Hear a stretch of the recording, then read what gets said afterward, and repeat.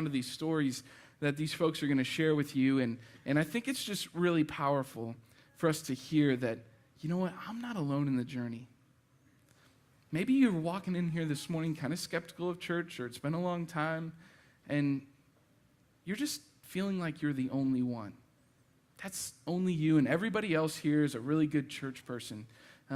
We really don't believe in that. We believe that church is the perfect place for imperfect people. And so we just want to share a couple of those stories. In fact, if you guys want to come on up and begin to just share some of your stories. And I love these guys. I've been praying for them all week, been praying about them, and God's just kind of brought them on my heart. And Wendell and Dustin and Clarence and Elizabeth and little Clayton. Clayton's going to do all the talking this morning, as you can tell. He's the only one in here, by the way, who has permission to sleep during my sermons. The rest of you guys, not so much. No.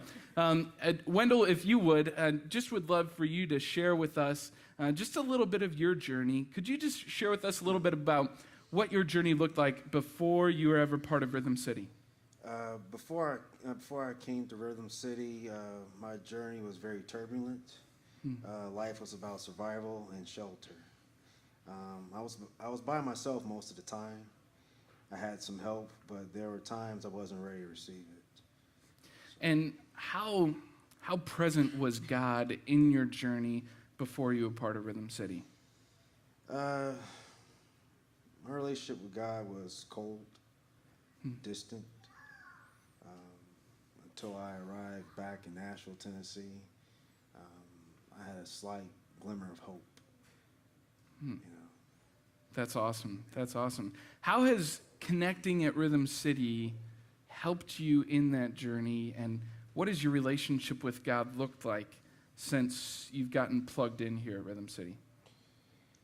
Being part of the community of Rhythm City has improved my relationship with God. I still struggle. I'm not perfect, not by a long shot. But in this journey, I've had the opportunity to meet and bond with different people. So many good people such as Aaron Fife, Kim and Brian Beal, the Teslaws, the Logans, and many others with big hearts that have came to just be real down-to-earth people with me. When I helped Garth and Laura Click move out of their home, that gave me the courage to help other people. Wow. Yeah. Wow. I hope you grabbed on to what he said. When he helped somebody else, took a chance serving someone else, it gave you courage to help other people. Yeah, it did. Yeah, it really Man, did. fantastic, Wendell. I love what God's doing in your heart and have just had a blast getting to serve with you. It really is true when he says that serving one group of people like Garth and Laura, helping them move out of their house, has given him opportunities to serve in other places. This guy is everywhere. He's serving all over the place. He's helping Clarence and Elizabeth move out of their house. He's not necessarily opening up a moving business, so if you were wondering, but if you want to know what a servant looks like, it's Wendell. He's the man. He serves. He has such a generous heart. And we have all so much to learn from. Can we just say thank you to Wendell? Love it, man. Thanks, buddy. Thank you. I love it. Dustin, come on up, man. Now, you guys will all notice Dustin is the dude jamming out on the bass back here, sometimes jamming out on the drums as well, and just killing it every Sunday.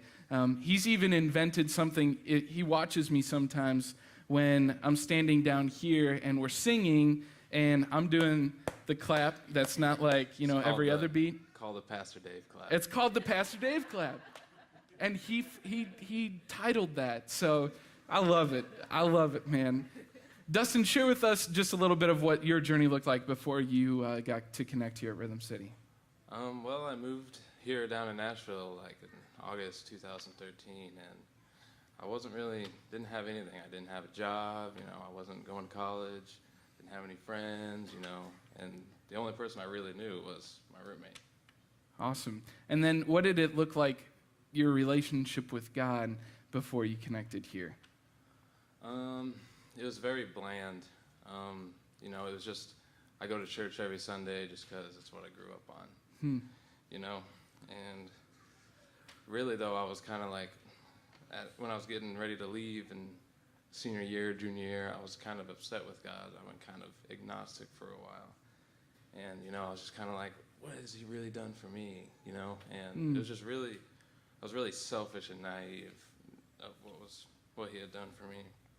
And I think that made me feel that way was just, I didn't have, like, while I moved to Nebraska when I was about 15, I didn't have any friends, you know? Didn't have no girlfriend. Didn't have, didn't have anybody I could just really just come home, just talk to and trust, you know? Just say, like, oh, I had a crappy day at school, you know? Mm-hmm. But what I didn't realize that I had a friend that I could have talked to the whole time. Wow.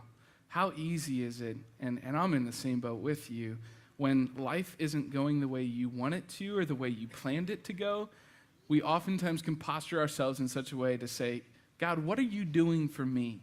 Which is exactly what you shared. And yet, in this, you've discovered that God's been alongside you the whole way. How has your relationship with God developed over the last year since you've connected here at Rhythm City? It's great. I mean, like, it all started with my roommate saying, hey, you know, church needs a bass player, you know, would you like to come in? I'd be like, oh, sure, you know, and just ever since then, it's just like the love that I feel from everybody, from God, is just skyrocketed.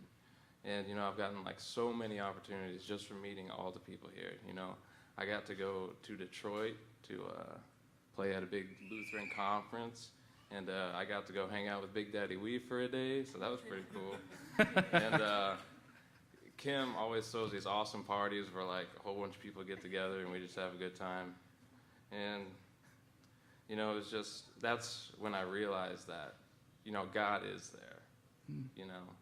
Even though sometimes things get rough, he's always there, you know. He's never done anything to majorly hurt me, and I'm so thankful for that. Man, that's fantastic. I love how your story just shows us that God shows up in community.